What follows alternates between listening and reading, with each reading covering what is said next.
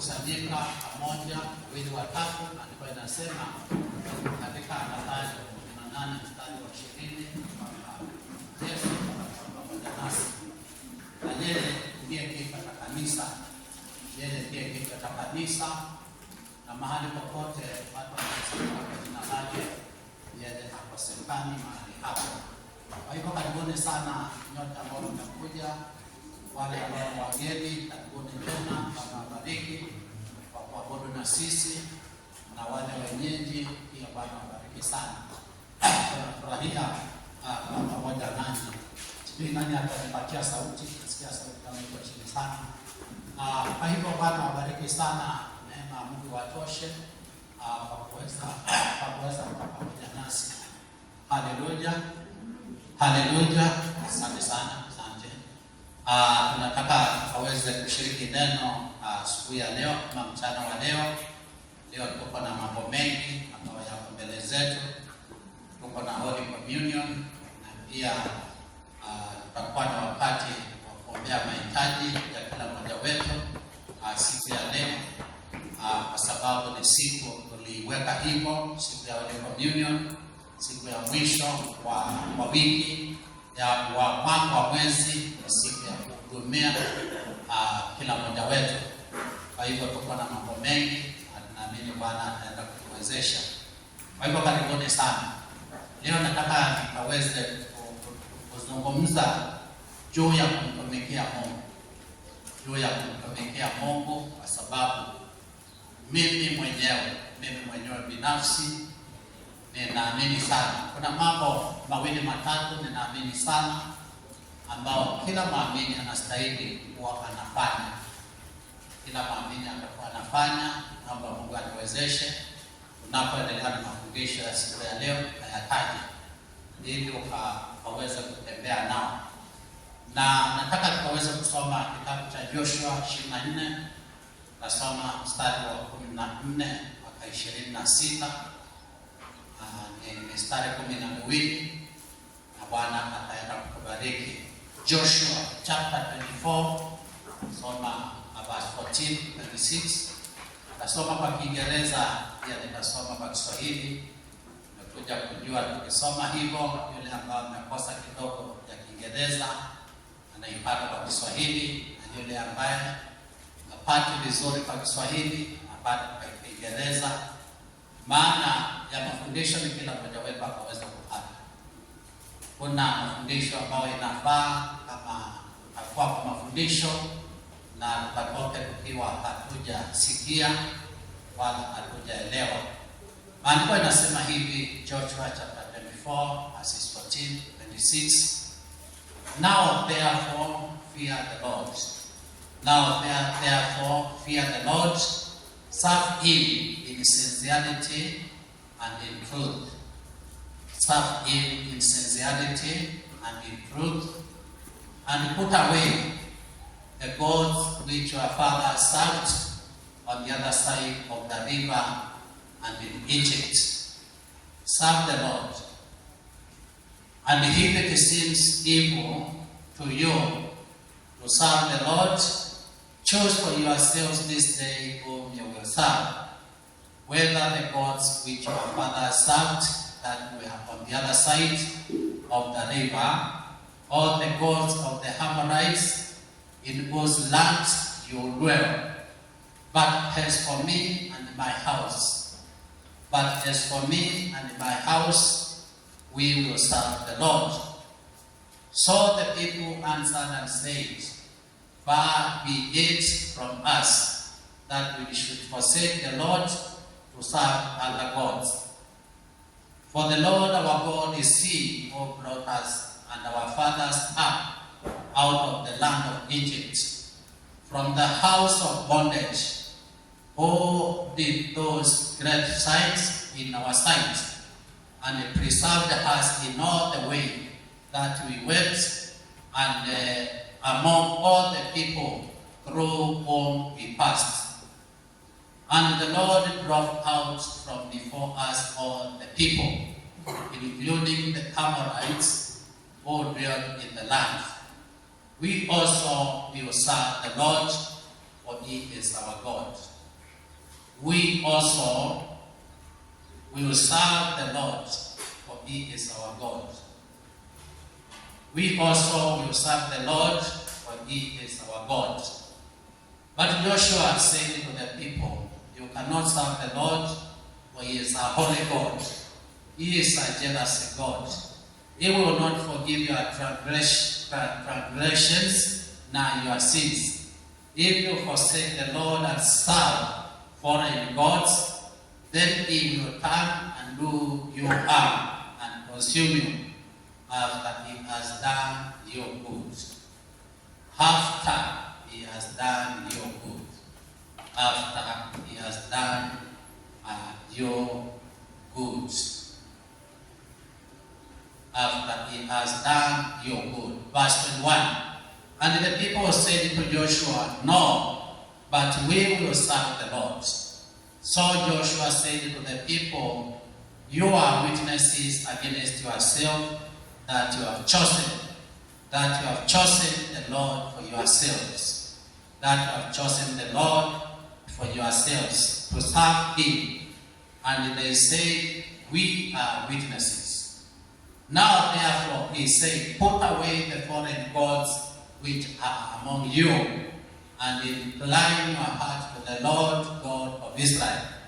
And the people said to Joshua, the Lord our God we will serve, and his voice we will obey, and his voice we will obey, and his voice we will obey.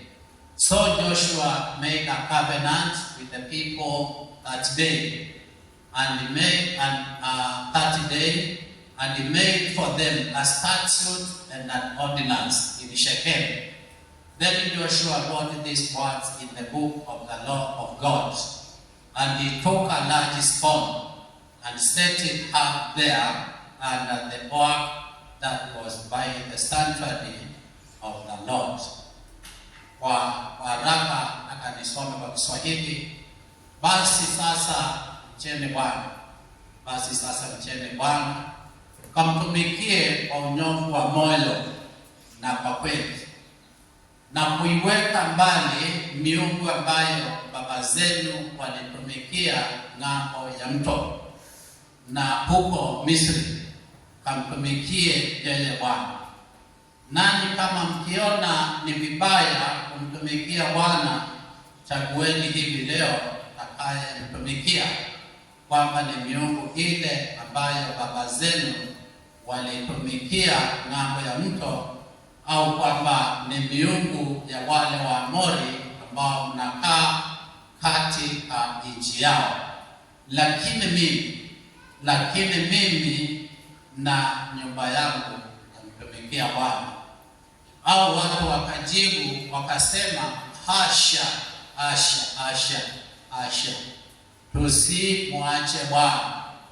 tusimwache Bwana ili kuitumikia miungu mingine. Kwa maana Bwana Mungu wetu yeye ndiye aliyetupandisha sisi na baba zetu kutoka nchi ya Misri, kutoka nyumba ya utumwa, naye ndiye aliyezifanya ishara zile kubwa mbele ya macho yetu, na kutulinda katika njia ile yote ulioendelea, na kati ya watu wa mataifa yote uliopita katika yao.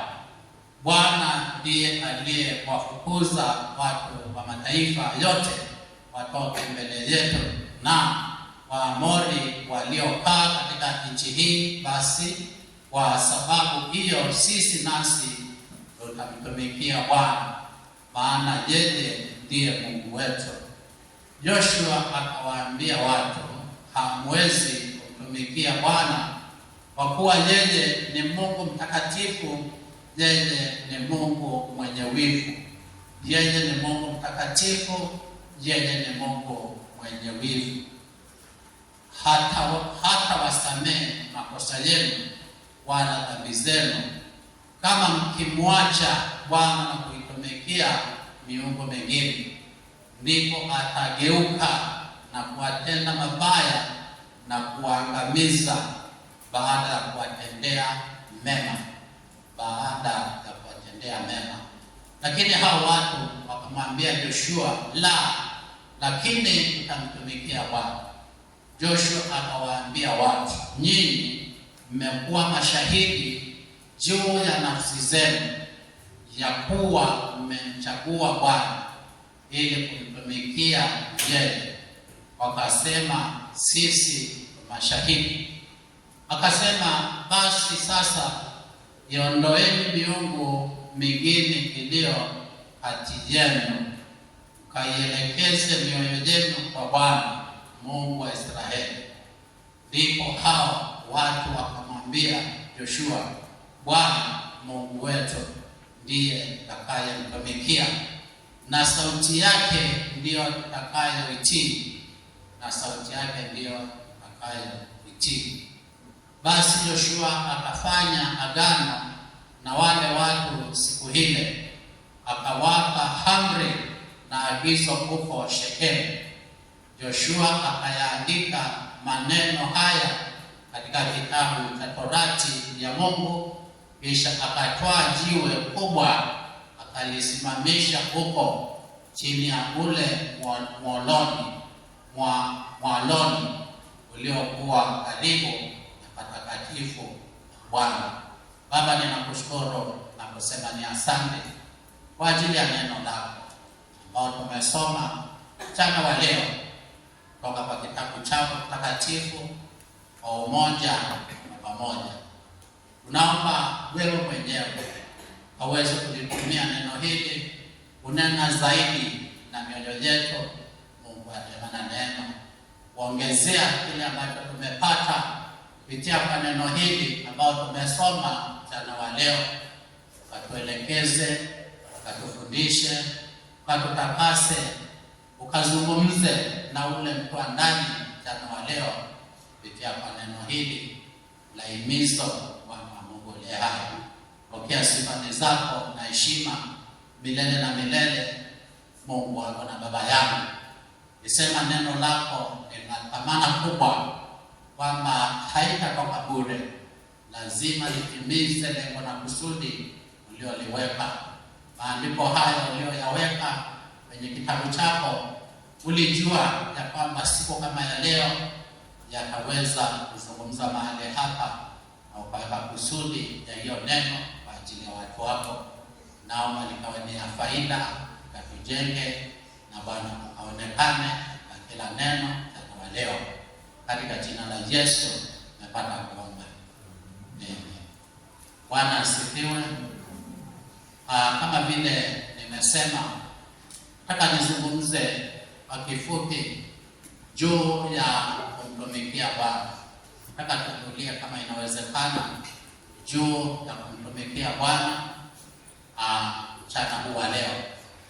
Na nimesema ya kwamba kuna mambo yale katika maisha yangu nimekuja kuyathamini sana, na ndio mambo ambayo yamesababisha mimi mwenyewe nikafike mahali ambapo nimefika. Na jambo moja ambalo ni muhimu sana, ambao ni thamani sana juu ya maisha yangu, kumtumikia Mungu. Hiyo tu, kumtumikia Mungu. Yaani kuwa kila siku na tamani, kila siku niko na mipango, na kila siku niko na mwelekeo wa kumtumikia Bwana.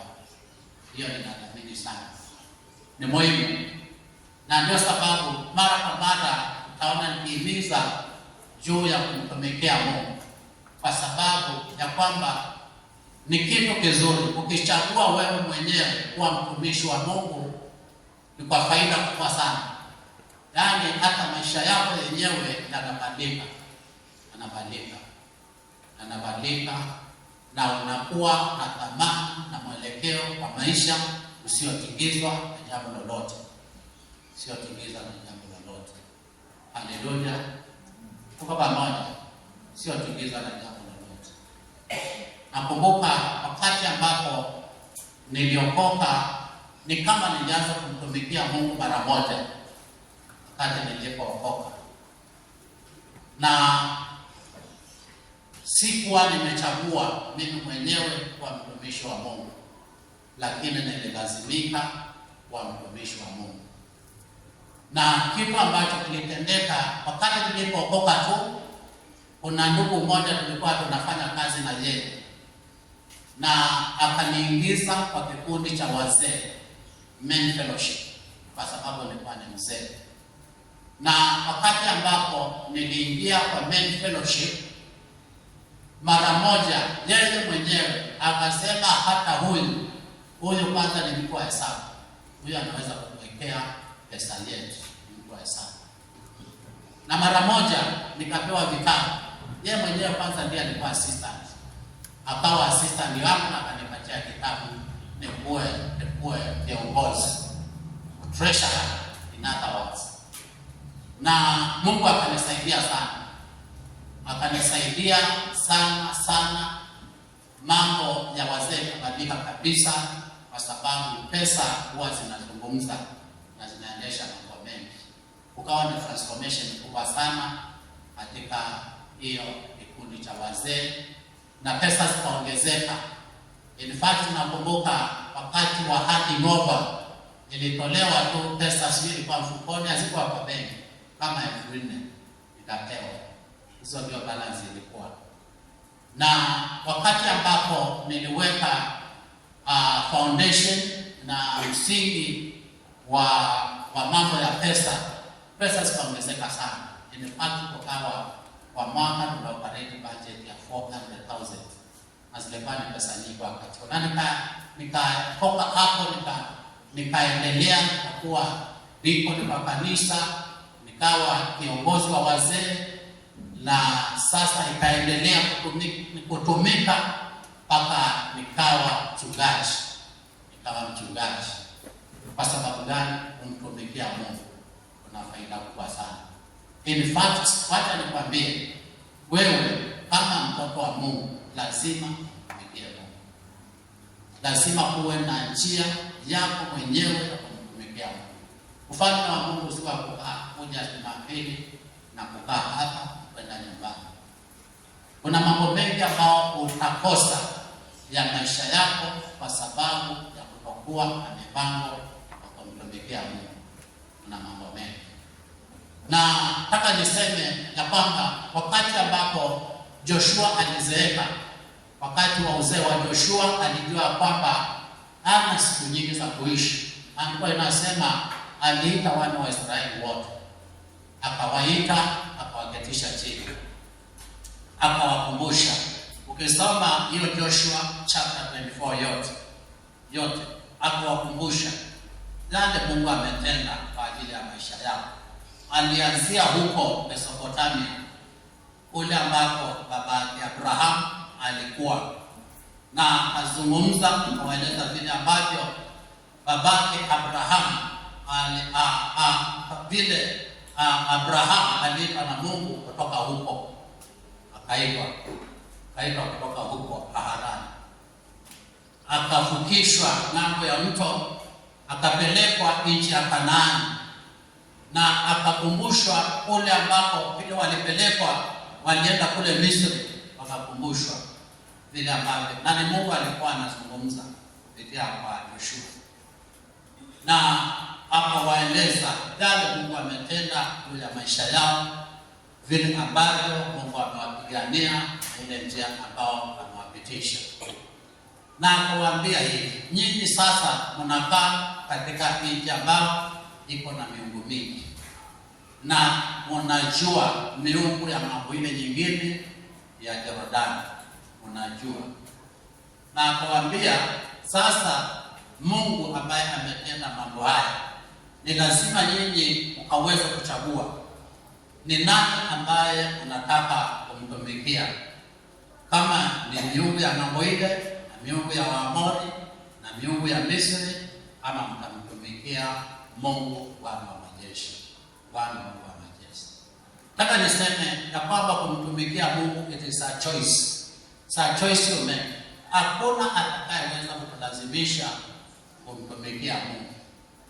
Bwana haustahili kutumwa na mtu kwenda kumtumikia. kumtumikia Mungu. Wewe mwenyewe unastahili kuchagua, kwa sababu kazi ya Mungu si ati iko rahisi, ni ngumu, na inahitaji mkono wa Mungu akushike, akupatie support, akupatie encouragement, akuwezeshe. Usione ninasimama hapa madhabahuni useme ya kwamba ninafurahia. Kuna wakati mwingine unafika unakuta kwamba you need encouragement, unatamani kuendelea, unaangalia ile kazi umekuwa ukifanya na unaangalia sura fulani, mambo fulani, unasema Bwana, hii miaka yote nimekutumikia, kanisa ni hili, alikui mambo ibadiliki katika maisha ya watu, ndani kazi ya mikono yangu sioni. Kuna mambo ambayo yanavunja watumishi wa Mungu mioyo. Saa ingine hata wanatoroka kanisa ama wanauza. Kuna wakati tulinunua kanisa mahali, imekwama, imesindikana. Mwenyewe akasema yule alikuwa kiongozi ya kwamba hawezi endelea. Akainunua, akaifanya prayer center, baada kuitumia kama prayer center. Kwa sababu gani? Kwa sababu kumtumikia Mungu lazima akuite. Akikuita anakusaidia, na it is a choice you have to make. Akikuita it's a choice ambao you have to make. Ndio tunaimba ile wimbo, akiniita nitaitika, nitafanya kazi ya Bwana. Haleluya! Akikuita unaitikia, na ajabu ni kwamba tayari umeitwa. Tangu siku ile uliokoka uliitwa. Kila mmoja wetu aliye. Kuna kazi Mungu alikuitia. Kuna kazi Mungu alikuitia. Wakati ulipookoka alikuita, uliitwa. Maandiko inasema immediately, wakati ukisoma katika Waefeso 4, wakati ambapo alipaa juu. Yaani wakati ambapo alimaliza kazi yake hapa duniani. Maandiko inasema alipea vipawa kila mtu. Kuna kitu ambacho umepewa kwa ajili ya Bwana, kwa ajili ya ufalme wake.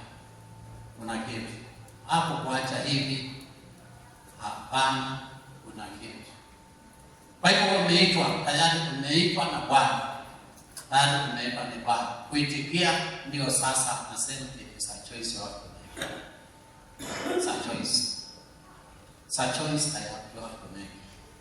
Mimi nakumbuka hizo vipindi vya pale mazoni, hiyo kuweza, mke wangu wako hapa anajua. Mimi hakuna kitu nilikuwa nafia kama kusimama mbele za watu. Na wakati nilianza kuongoza, lazima ueleze vitabu vile vile. Unaeleza wazee wengi. Bwana, wazee wengi sana. Zaidi ya kama 3,000 wazee wale ambao ni active 300, 400 nilikuwa nao. Haleluya. Kwa hivyo ikabidi ning'ang'ane kusimama.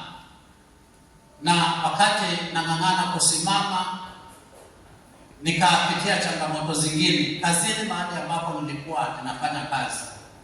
Mimi mwenyewe nikaondolewa kwa ile kiti nilikuwa ninakaa, nikapewa kiti kingine. Na ile kiti kingine nilipewa nikakuwa mwalimu.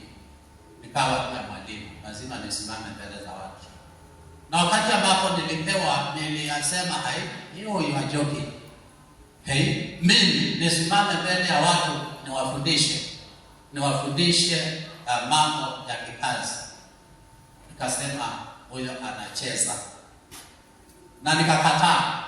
Nikaona kama nimezaa. Na baada ya muda sasa akanipatia barua. Yaani lazima nisimame niifanye.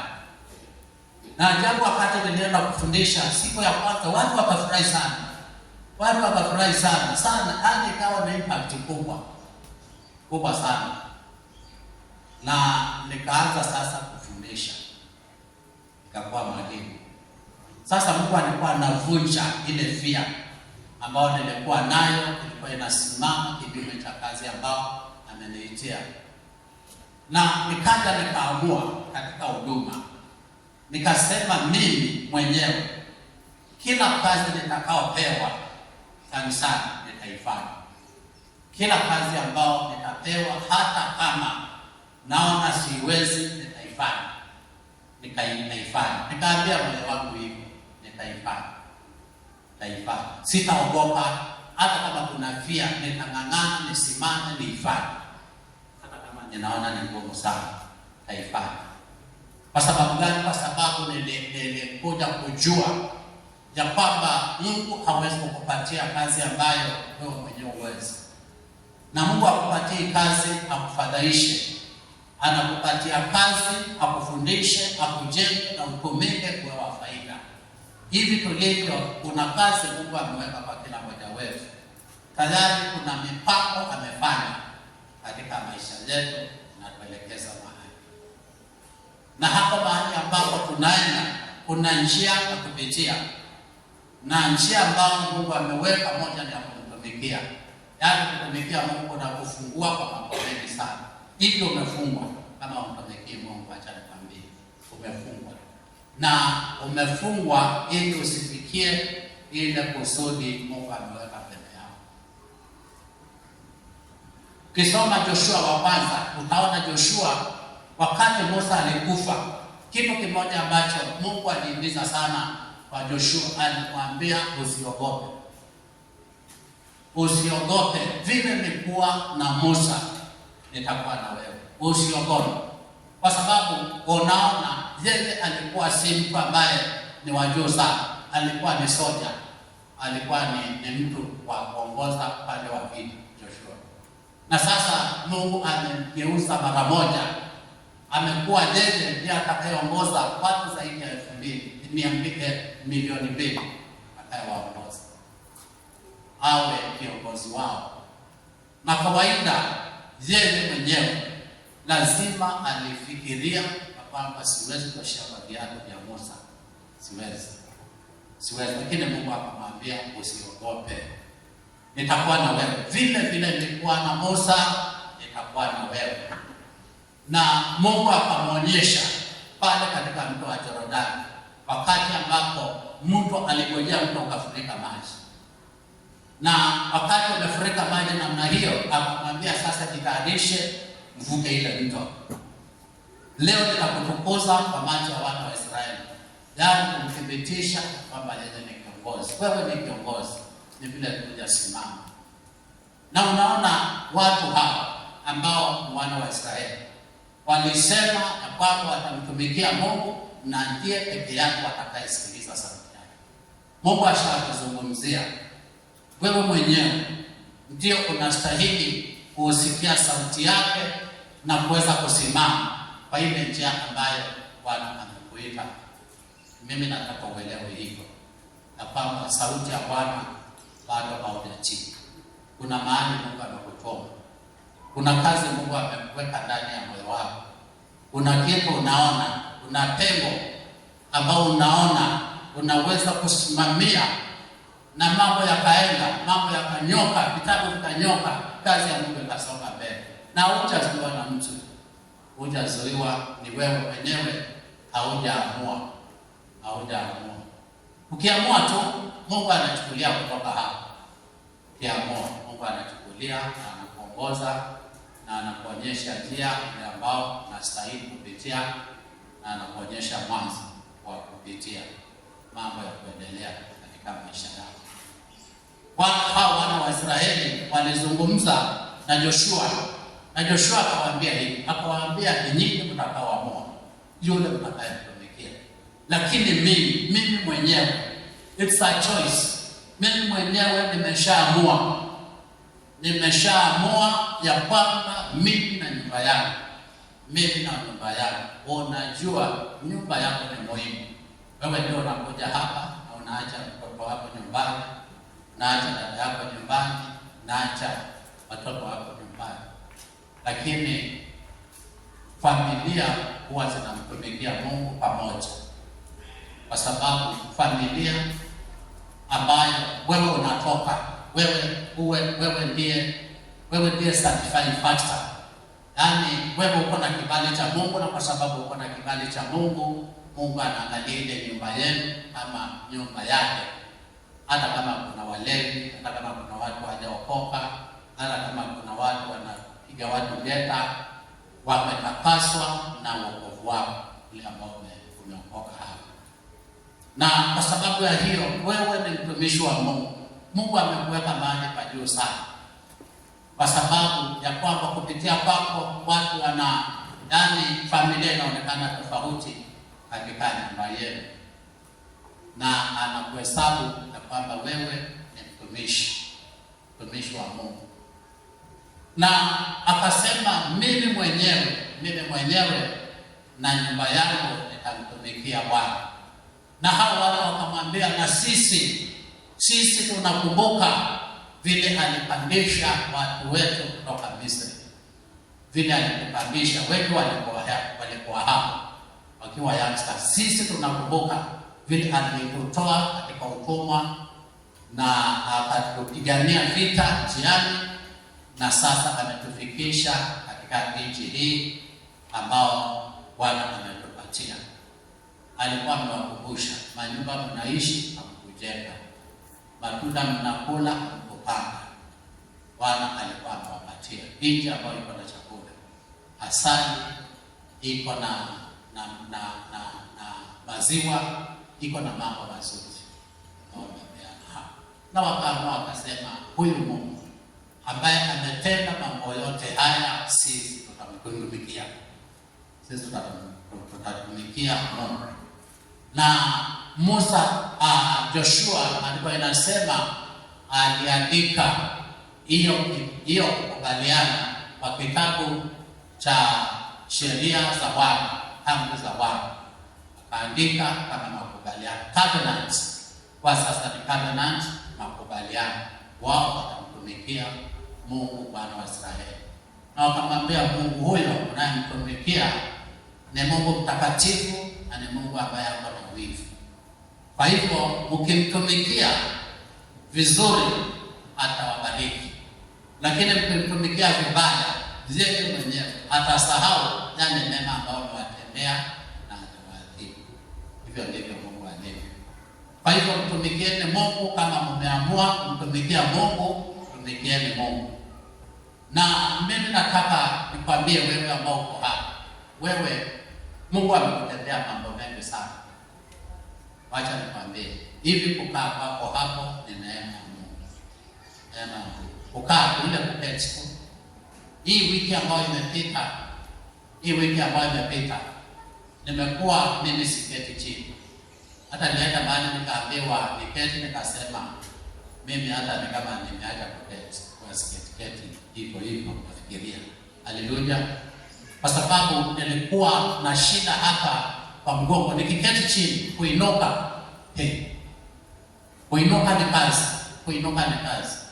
Kuinuka hivi watu wanapenda kuketi ni vizuri, lakini kama si neema ya Mungu, hata kukaa hapo unakaa uwezi.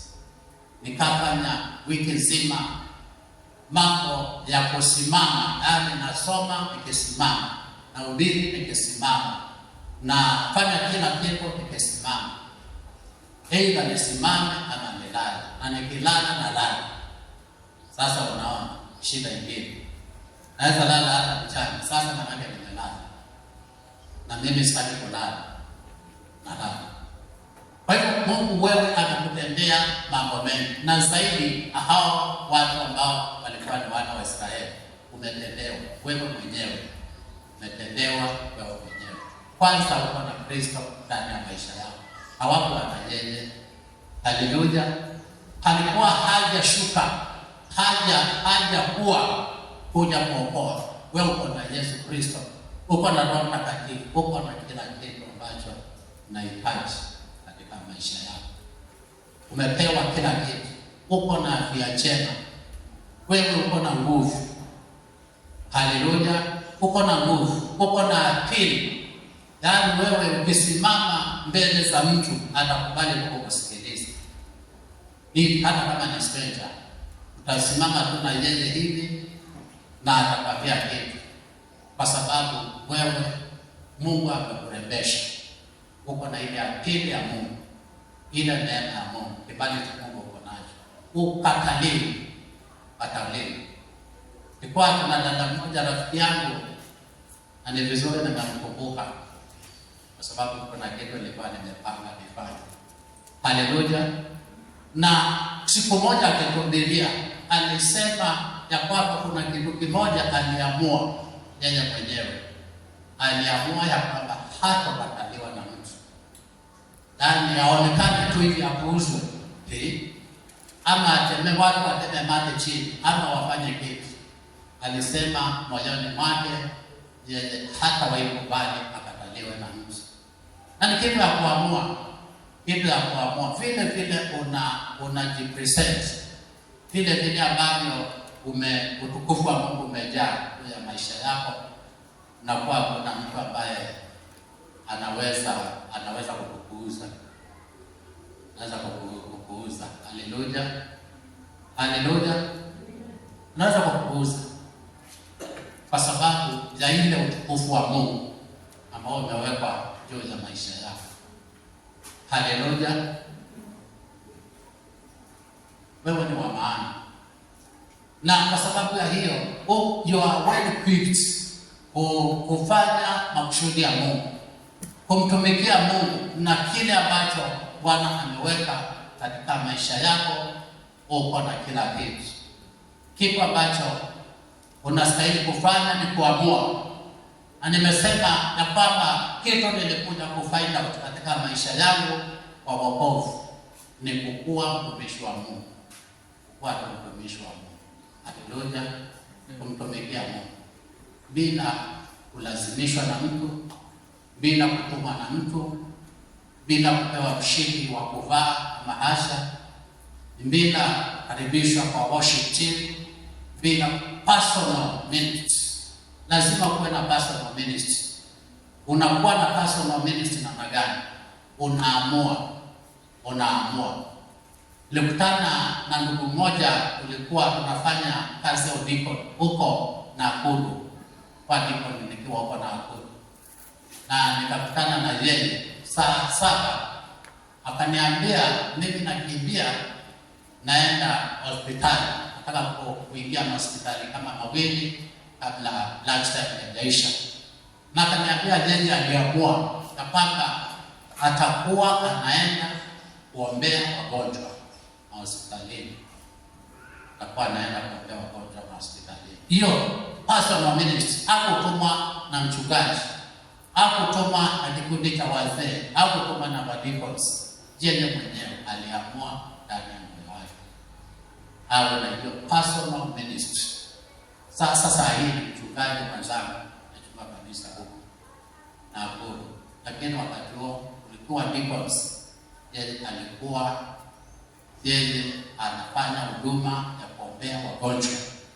Na kuna njia nyingi ambazo unaweza kumtumikia Mungu personally bila kulazimishwa na bila kungoja tuseme tunaenda nje. Wewe mwenyewe kuna general ministry tunafanya hapa kanisa. Hiyo inaitwa support ministry. Ya kupiga vyombo, ya kuosha madhabahu, ya kufanya nini? Hiyo ni support ministry. Lakini kuna personal ministry unastahili kuwa nayo ya kumtumikia Mungu wewe mwenyewe. Yaani umeiweka ndani ya moyo wako. Umeamua wewe mwenyewe. Na umeipangia wewe mwenyewe. Na unaifanya kila siku. Si kwamba ni jambo haliwezekani. Mungu akikuita anakusaidia. Kuna ministry moja huwa ninafanya kila asubuhi naitwa God of Hope. Wengine wenu mko kwa God of Hope. Sasa tunaelekea nafikiri ni mwaka wa 5. Tunaenda kumaliza. Sitakosekana siku hata moja fanya hiyo ministry. Every day. Hiyo miaka. Hakuna siku nimekosa kuifanya. Na saa nyingine ninaamka nikiwa sijiwezi. Saa nyingine wengine wananipigia simu, wananiambia baba, Bishop, nimekusikia vile nimesikia kama huko sawa. Nawaambia ndio siko sawa. Wakati nilikuwa nasumbuka na mgongo, nilihubiri nikiwa nimelala. jua limelala. Kwa sababu gani? Kwa sababu personal ministry. Ukiwa na personal ministry, Mungu anakupatia neema. Pingamizi zinakuwa hata zikiinuka unakuta Mungu anafacilitate njia. Saa ingine nasafiri, na kwa safarini naenda, saa mbili zinafika, bado sijafanya huduma ya asubuhi na mapema. Lakini naamua moyoni, hata iwe aje nitafanya. Haleluya. Kwa sababu ukiwa na personal ministry, hakuna kitu ambacho kinaweza kusimama kikazuia wewe kwa hapa. Na ukiamua, Mungu naye anashikamana kutoka hapa, anakuwezesha kuweza kuifanya. Siri ni kuamua. Na mimi natamani kila mmoja wetu aliyo hapa awe na personal ministry. Si kazi ngumu. Unaweza kuamua kama wewe ni mama kuhudumia wamama kwa njia fulani. Kuna shida nyingi ambazo wamama wanakuwa nazo, na si lazima ziwe zinahitaji pesa. Saa ingine unaweza kuwa encourage, kuwatia nguvu wale ambao wanapitia changamoto. Wengine wameacha na waume zao, wengine hawajui la kufanya. They need somebody to open their eyes, waone kitu tofauti. Na wewe unaweza, na unajua unaweza. Mungu aweka hiyo huruma ndani ya moyo wako. Kwa nini usifanye? Kwa nini usiwatembelee? Kwa nini usiwe na mipango ya kuwatembelea na kuwahudumia? Unajua watu ambao tayari wanajua hawajaokoka, na ni watu wazuri ambao wanastahili wokovu. Na unawajua, unajua umefanya nini juu ya maisha yao wewe mwenyewe. Maana hiyo mzigo Mungu ndiye anakupatia. Some of your friends unawaangalia tu, na unajua kwa kienda leo na street jana. What have you done? Unaweza kuwa na huduma ya kufikia au marafiki zako au watu ambao Mungu ameweka juu ya maisha yako. Unaweza kuwafikia na wakaweza kupona. Unaweza kuwafikia, si kwamba uwezi, lakini sasa unafanya nini wewe mwenyewe? Unafanya nini? Kuna wagonjwa, watu ambao unajua ya kwamba ni wagonjwa, wanahitaji huduma, wanahitaji mtu wa kuombea. Wewe mwenyewe unafanya nini? Kuna mianya katika kanisa, mapengo ambao unaweza kujaza. Si kwamba hii kanisa haiwezi kujaa, naweza kuwa na watu wamejaa. Ukiamua, wewe mwenyewe ukisema kwamba mimi nitahakikisha ya kwamba hii mianya iko kwa kanisa, nitaijaza, nitaleta watu. Na unaipatia hiyo personal responsibility, your personal ministry. Na unaenda, unaalika. Mwaka huu nilisema mimi mwenyewe nitafikia watu 3,000. Yaani watu ambao siwajui, nitafikia watu 3,000. Na sasa unajua, niliamua mimi mwenyewe. Na unajua nitafikia wangapi? Sasa nimefikia kama 10. Lakini nimeamua 3,000 people tawafikia. Hiyo sasa ndio maamuzi yangu. Tuwafanyie personal ministry. Tani njiani nitangaze wokovu wa Bwana. Nipekee niende kwa nyumba zao nitangaze wokovu wa Bwana. Niende makazini nitangaze neema ya Bwana. Yaani ni maamuzi yangu personal ministry. Wewe unaweza amua, si kwamba uweze amua. Na ukiamua, Mungu ndiye anakuwezesha. Na kosa kukuwezesha, ukikosa kufikia hiyo target pia haijalishi. Wale ambao umefikia wamefaidi huduma ambao Bwana ameweka ndani ya maisha yao. Ukisoma Waebrania chapter 11, maandiko inasema hivi. Inasema wale baba zetu wa imani walitazamia, wakaangalia mji ambao umejengwa na mkono wa Bwana. Wakaona wanautafuta huo mji. Maana walikuwa washaonyeshwa kama mimi, washaonyeshwa watu wengi ambao wanahitaji wokovu, walikuwa wameonyeshwa mji.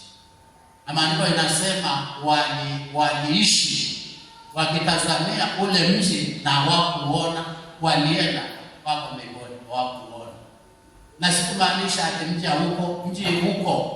Maandiko inasema kwamba huo mji utashuka, watashuka na huo mji sasa. Ule ambao Yesu alisema naenda kuwatarishia akao, watashuka na hiyo mji ambao unajua. Na maandiko yanasema New Jerusalem. Si kwamba mji huko. Kwa hiyo hao watu ninataja wako na hiyo huduma Mungu amekupatia hiko, unaweza. Usione kama uwezi, unaweza kufikia huyo mji. Unaweza kutenda hiyo kazi.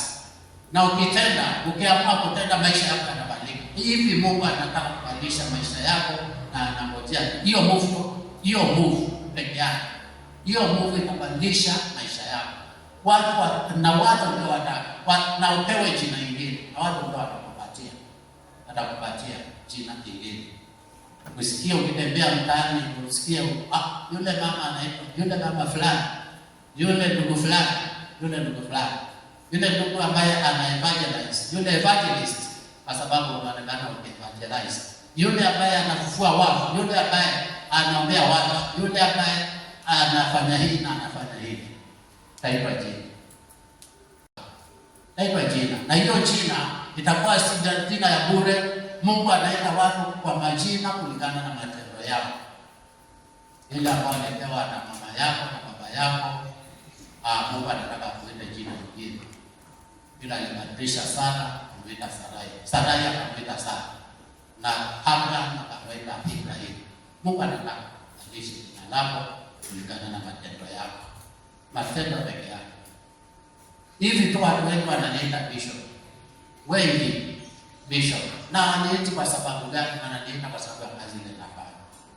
Hiyo kazi tu, hiyo kazi ninafanya. Hiyo inasababisha niipe hivyo. Wewe utapewa jina. Na hiyo jina itakupatia promotion.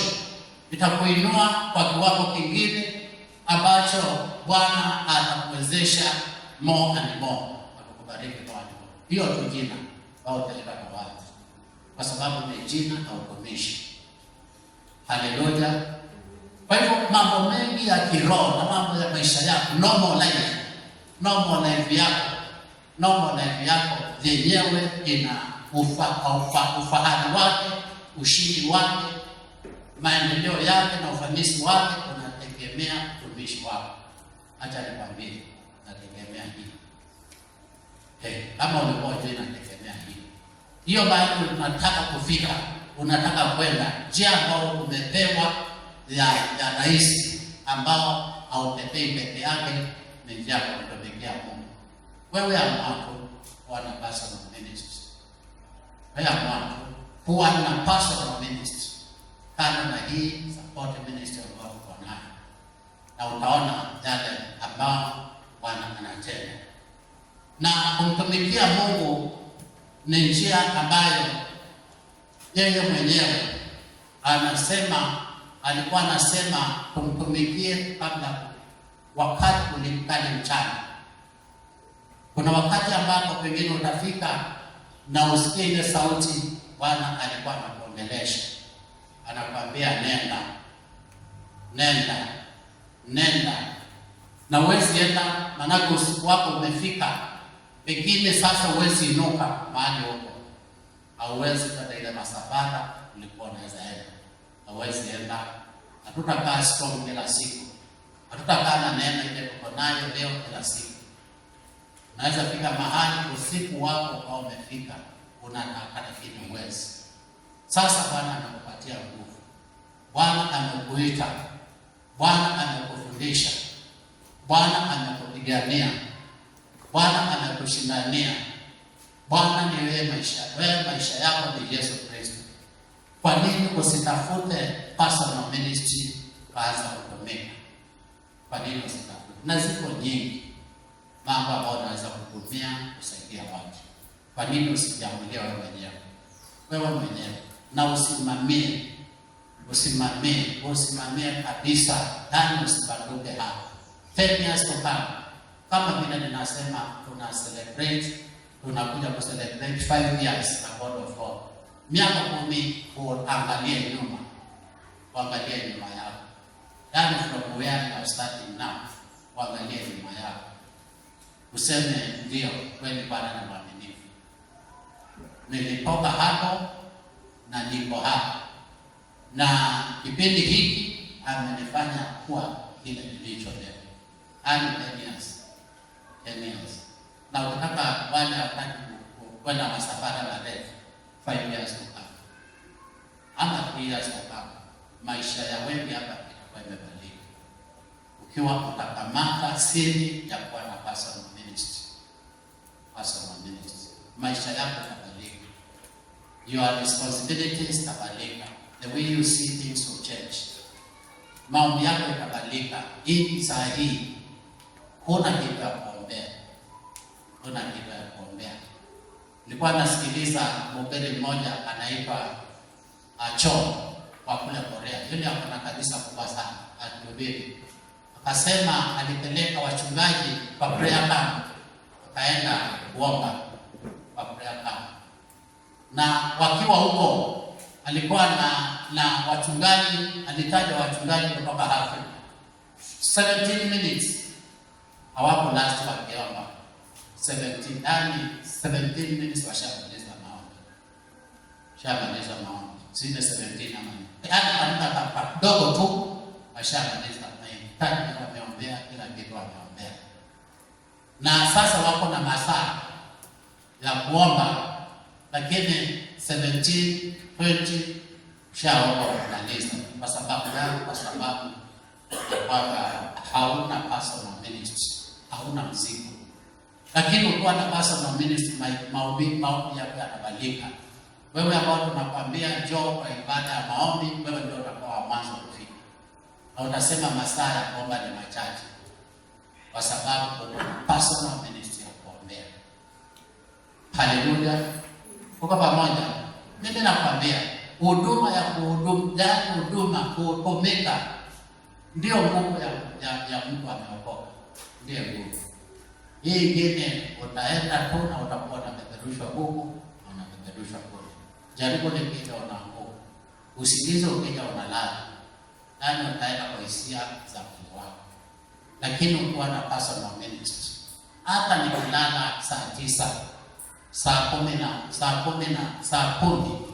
naamka kwa sababu niko na personal ministry. Haleluya. Tuko pamoja. Ukiwa na personal ministry, Mungu atakusaidia. Na utakuwa disciplined. Maisha yatabadilika. Kuna mambo mengi yatabadilika katika maisha yako. Na huyu alikuwa anajua Joshua kwa sababu alikuwa mtumishi wa Mungu. Alitumika chini ya Musa. Na akitumikia watu wa Israeli. Yeye aligawa hata mashamba. Na sasa amefika mwisho. Anajua ya kwamba sasa mimi nimefika mahali ambapo giza linakuja. Aliwaita waambia sasa chagueni. Na mimi nawaambia hivi, nawaambia chagueni. Tunahubiria mambo mengi sana ya kuwasaidia maisha yetu. Mengi. Hii kanisa tunawafundisha mambo mengi. Na ukitafuta moyo wako, mimi nataka wewe ukuwe mtumishi wa Mungu. Ujisimamie tu maisha yako ya wokovu. Hivyo ndio mapenzi yako. Na usaidie wengine. I'm not after anything else kwa maisha yenu. Haleluya. Nataka muwe watu responsible. Watu ambao wanamtumikia Mungu. Maandiko inasema hiyo mstari wa 15. Ya kwamba kumtumikia Mungu na moyo wa kujitoa. Kujitoa wewe mwenyewe. Kumtumikia Mungu na moyo wa kujitoa. Kwa nini usijagulie wewe mwenyewe? Hivi ulivyo. Kwa nini usijagulie? Uko na kila kitu unahitaji. You are well equipped. Kwa nini usijagulie kutumikia Mungu na sadaka? Uko tu nje huko. Kuna ndugu mmoja tulikuwa tukitembea Mombasa, tunamkuta hapo na watu wengi wanamzunguka. Tulikuwa na yeye kanisani. Na hapo anachio, nafikiri alikuwa ni Asha. Kama alikuwa ni Asha, alikuwa ni Kakoma na alikuwa ni Kanani. Alikuwa anahubiri, yeye alikuwa anahubiri na vinyago. Vinyago, yaani vitu, alikuwa anatembea na baba. Watu walikuwa wanajua amesimama mahali akianza kuhubiri, anatoa tu vitu. Kuna siku mlisimama hapo akihubiri kusikiliza, akaingia kwa mfuko yake akatoa kasanamu, akasichana kamevaa ile kanguo kamefika hapo. Kamevalishwa ile kanguo kadogo, yaani kanguo kadogo. Wale wanawake wanatembea huko barabarani. Ilikuwa anafundisha mavazi. Na kwamba vazi huwa inaongea, yaani inaongea kile ambacho kiko moyoni. Mavazi inaongea. Hivi wewe umevaa vile ulivyo kwa sababu kuna mavazi yamekuongelesha. Haleluya. Nilishtuka sana kuona hapo kadoli alikuwa amevaa ile miniskirt. Haleluya. Amevaa. Na kaubiri sana, watu wakasema wow. Wakauliza maswali, wengine wakaokoka hapa. Pastor, hakutuma na mchungaji, hakutuma na yeyote, hakutuma na majuzi, yeye mwenyewe alijiamulia. Na akaubiri sana mtu wa Mombasa. Kawa anaonekana kila mahali. Pastor ministry. Haleluya. Pastor ministry. Leo tutakuta tu hapa Tumba. Ukihubiri, ukishuhudia. Ama twende mahali tuambiwe fulani hata alikuwa hapa. Haleluya. Pastor ministry. Mimi ndio nakwambia. Hiyo ndio inajenga mtu wa Mungu. Ndio inajenga imani yako. Ndio inasababisha usome neno. Hivi saa hiyo usomi maana una maana hiyo neno. Hivi uombi kwa sababu kuna kitu cha kuombea. Una mzigo unabeba. Na saa nyingine hata ni unaona silazimishi watu mambo mengine. Kwambia omba pastor fulani, utaombea nini? Lakini ukiwa na personal ministry. Personal ministry. Yako. Ndio utajua maana ya mambo mengine katika maisha yako. Haleluya. Nikianza nilisema ya kwamba kuna mambo nimekuja kudhamini sana katika maisha yangu kama mtu wa Mungu. Kama mtu ambaye ameokoka. Na jambo hiyo moja ile muhimu sana kumtumikia Mungu. Na ya pili ni kuomba. Kuomba. Hiyo ina dhamana kubwa sana juu ya maisha yangu. Kwa sababu mambo mengi ambayo ninajua, mengi ninafundishwa katika kuomba. Nikiomba. Haleluya. Kwa hivyo maombi lazima umtumikie Mungu na njia ambayo Bwana atakuelekeza. Personal na uwe na personal prayer life yako mwenyewe ambayo sio kulazimishwa. Yaani wewe mwenyewe jiamulie, sema mimi nitakuwa ninaamka saa 9 ninaomba. Nitakuwa naomba saa 6. Nitakuwa naomba asubuhi. Nitakuwa naomba wakati fulani. Personal ministry ya maombi. Maandiko inasema tuombe bila kukoma. Kwa sababu gani? Kuomba kuna faida kubwa katika maisha yetu. Mimi nakwambia mambo ya kukusaidia. Jana amenisaidia mimi. Naweza kujana mambo mengi ya kujenga, ya kutafuta pesa, kufanya mambo mengi. Lakini kuomba. Kumtumikia Mungu na kuomba. Kikombaini hizo mbili. Hizo mbili tu peke yake. Kuomba na kufunga. Kuomba na kumtumikia Mungu. Maisha yako yanabadilika. Maskini, unajua kule kuabudu Mungu kwa kuondoa maskini. Kuabudu Mungu ndio peke yake. Ile kuabudu Mungu, kumtumikia Mungu kwa kuomba, unaleta uponyaji katika maisha yetu. Haleluya. Mtu ambaye ni muombaji, hata ukigonjeka, shetani atajaribu kukuweka chini, lakini hata ukiwa kitandani unaomba. Ukiwa na maumivu unaomba ile time ya saa 9 unangorota hapo unaomba. Wewe mwenyewe. Sio kuwa na kitu cha kuishi. Paulo alisema kwamba yeye hajaji kufa. anaweza akiwa ameenda atafurahi hapo na Bwana, akiwa hapo ulimwenguni pia atafurahi. Lakini akasema sasa hajui kwenda na kukaa ile Mungu ni nini, lakini akaamua akasema hivi, akasema atakata akaekae. Kwa sababu gani? Kwa sababu ya ile huduma ambao Bwana anakupatia. Kuna huduma ambazo Mungu anaweza kukupatia ukaanzana nazo, kaishi miaka mingi sana, kaishi miaka mingi, ukaishi watu wakienda, yaani waona baki kwa sababu na faida mbinguni. Kuna faida. Kadia maandiko yanazungumza juu ya mama alikuwa anaitwa nafikiri Elizabeth. Yule ambaye alikuwa mjane. Alikuwa kwa ndoa siku miaka 7 peke yake na mume wake akafa. Na akaamua ya kwamba ataenda kukaa akiomba katika nyumba ya Mungu. Ataenda kukaa akiomba. Huyo mama. Na akaomba miaka nenda miaka rudi. Maandiko inasema siku moja akaona wokovu wa Bwana. Akaona Yesu Kristo wakati alileta dedication.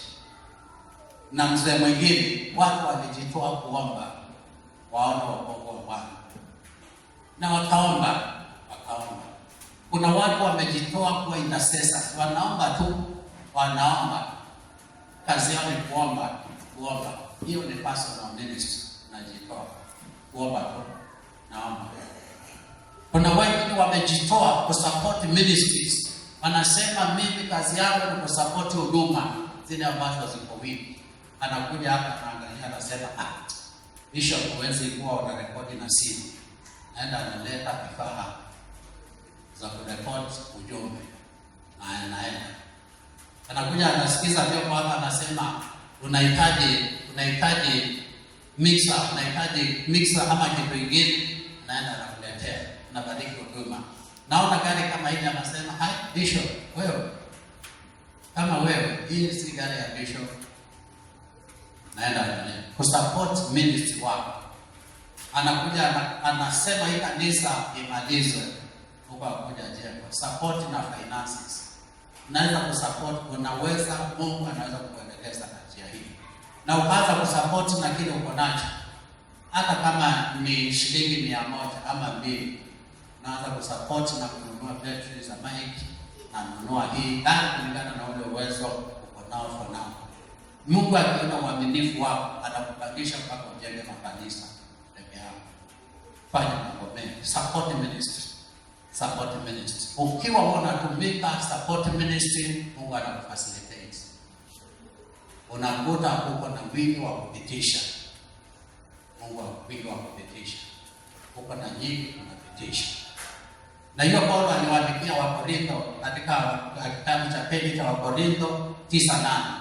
Alisema Mungu ako na uwezo wa kujaza kila neema kuwe na wingi wa baraka. Mimi nataka niwe na wingi wa baraka. In fact nikipeana na kupokea. Na Paulo aliita huduma ya kupeana na kupokea. Nikijua ya kwamba nikipeana na kupokea, sitakuwa sawa, maana hapo katikati na kulia hapa. Of course sitapokea na nitoe yote. Si lazima nitakula hapa katikati. Nitakula. Na kwa sababu ya hiyo sitakosa provision ya Mungu. Na ni kwa nini? Kwa sababu niko na huduma ya kupokea na kutoa. Mimi ni mfereji. Mfereji ukakuta kila wakati unatoa maji, unatoa wet. Kwa sababu ile maji inapitisha. Na Bwana pesa mfukoni kusupport watu na wewe unakuja hapa. Haleluya. Tuko pamoja. Kwa hivyo namaanisha nini? Wewe sasa wewe mwenyewe amua Bwana akusaidie. Amua tu mwenyewe ndani ya moyo wako amua. Kama hujui hilo unaweza fanya, omba Mungu akupatie personal ministry. Hiyo tu patie personal ministry. Na hiyo ndio tutakuombea leo. Leo ni siku ya kuombeana. Tutakuombea Bwana kando na yale mengine. Naweza kukuombea leo Bwana akufungue kuwa na personal ministry. Hiyo haijui umri, haijui mapato, haijui elimu, haijui umeokoka miaka ngapi, haijui unajua nini. Personal ministry uanzie sasa. Miaka ingine hata sijui hata hutakaa sana. Wengine wetu tuko na nyinyi hapa kwa sababu hamna personal ministry. Mungu ukianza kutumika, Mungu anaweza kukutuma hata mbali. Haleluya. Na tukakupatia ruhusa kaenda. Tukakuombea hapa na tukakupaka mafuta. Uende kwa sababu kupitia kwa personal ministry Mungu amekuita, amekutuma kule Middle East. Amekutuma mahali. Amekutuma kwa kazi ambao amekuletea. Tukakuombea wewe ukafanye personal ministry ile ambayo Mungu anakupatia. Haleluya. Na tutatekeleza. Mimi wacha nikwambie, hata hii kanisa ikiwa nyote mtaenda au kumtumikia Mungu, mimi sina shida. Mungu najua ataleta wengine nao tuwafundishe na waende. Haleluya. Tuweke mzigo na waende, awatume. Si hataki na kukusanya hapa watu maelfu watafika kule na hawana huduma ndani yao. Bwana akupatie huduma, Bwana akuwezeshe, Bwana akufungue macho uone, Bwana akusaidie uipe jina jipya katika maisha yako. Haleluya. Uipe jina jipya. Uipe jina jipya. Si niliokoka tu na nikaanza kuitwa treasure. Nikaanza kuitwa treasure, nikaanza kuitwa deacon. Nikaitwa mchungaji. Sawa. Nikaanza kuitwa mchungaji kabla sijakuwa mchungaji. Watu tu wanakuita, si wewe, kwa sababu ile personal ministry iko ndani. Na nyinyi nyote. Wow. Nyinyi nyote. Hata wale wadogo. Hata watoto tuko nao kwa Sunday school wako na personal ministry. Kuna mmoja tulikuwa naye juzi kidogo tu hivi. Akaambia kusalimia mgeni, akasalimia na akamwalika church. Nikishangaa. Muuliza unakuja church lini? Church yetu. Sisi walifikishana wapi? Haleluya. Personal ministry. Haijui mtoto ukiamua kusimama na wewe na anatembea na wewe. Hiyo ni personal ministry. Bwana akusaidie. Mimi naomba Bwana akusaidie wewe ambao unasikia ujumbe huu. Hata wale ambao watasikia ujumbe huu kupitia kwa mtandao, Bwana akusaidie wewe na personal ministry. Haleluya.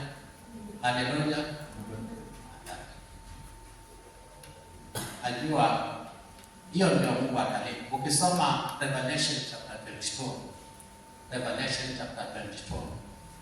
Yesu alisema nanga upesi nikiwa na thawabu kulipa kila mtu kulingana na matendo yake. Hiyo ni personal ministry. Ndio itakupatia thawabu ya Bwana.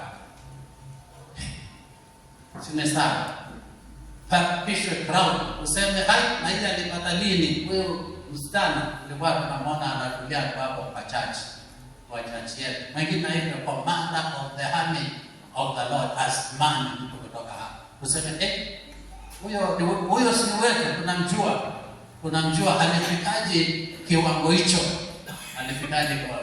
Taji inuliwe hivi. Sasa hii ni watu walifanya kitu fulani. Uone hapo umesimama. Haleluya. Unapokea kusema wow. Haleluya. Hatukujua kama alikuwa na mambo yote haya. Hatukujua. Personal ministry si lazima ionekane. Si lazima. Mungu mwenyewe ndiye anajua kile ambacho unafanya. Na mimi nasema ufanye kitu. Fanya kitu. Wewe fanya kitu. Wewe usione mimi nafanya yale. Kazi yako si kusimama hapa kwenye madhabahu peke yake. Kuna huduma zingine ninafanya. Kwa pamoja. Kwa sababu gani? Kwa sababu ukiwa na mzigo wa jambo lolote fanya.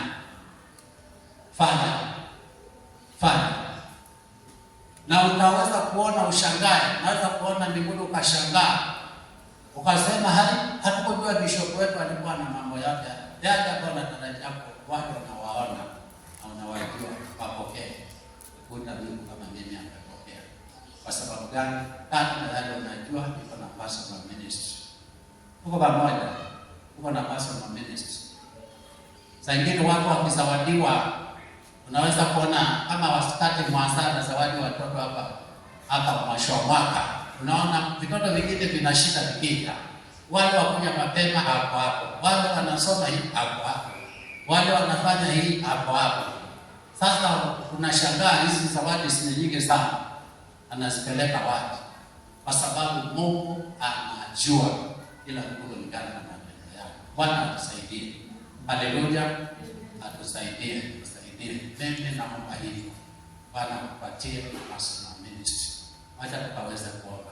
Baba, tunakushukuru na kusema ni asante kwa ile neno ambalo tumenena